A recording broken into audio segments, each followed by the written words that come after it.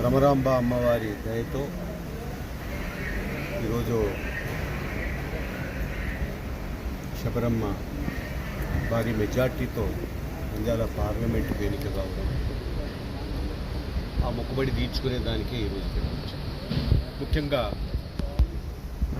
ప్రజలను ఆనాడు 2019లో మాయమాటలు చెప్పి అధికారాన్ని చేజిక్కించుకొని ఆంధ్రప్రదేశ్ను చిన్నాభిన్నం చేసినటువంటి జగన్మోహన్ రెడ్డి ఆ ప్రజలే బుద్ధి చెప్పారు. ఎవరైతే అందలం ఎక్కించారో అన్నాడు నమ్మి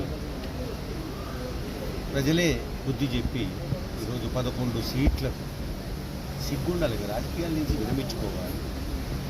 11 సీట్లకు బుద్ధిచ్చి పారేసేసినాడు. ఆయన తండ్రి వైఎస్ రాజశేఖర్ రెడ్డి ఆయన దాదాపుగా ముఖ్యమంత్రిగా ఉన్నప్పుడు మరి ఈ రాష్ట్రానికి, అంటే ఉమ్మడి రాష్ట్రానికి మంచి జరిగింది.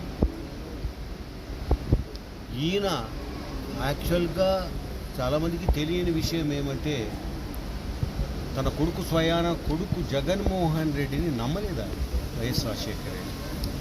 ఈయన ఏమి తెచ్చి పెడతాడో, ఏ రకంగా మరి చెడ్డ పేరు తెస్తాడో అని బెంగళూరులో పెట్టాడు. ఆయన బెంగళూరులో ఉన్నటువంటి వాడు యాక్సిడెంట్లో చనిపోతే వెంటనే హైదరాబాద్కు వచ్చి ముఖ్యమంత్రి కావాలని సంతకాల సేకరణ చేయడం మొదలుపెట్టాడు.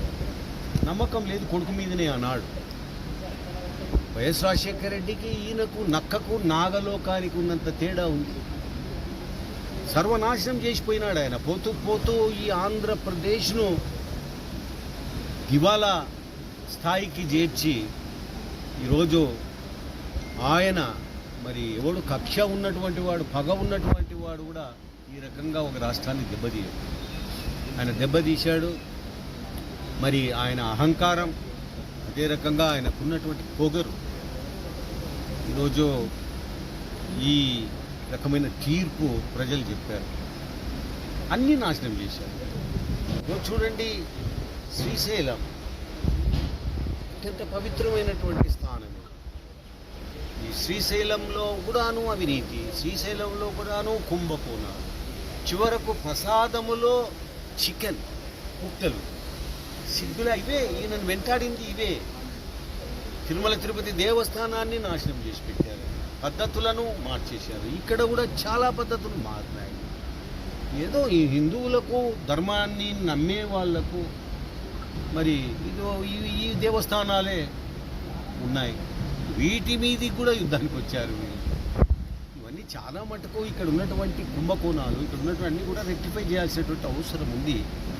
ముఖ్యమంత్రిగా చంద్రబాబు నాయుడు గారు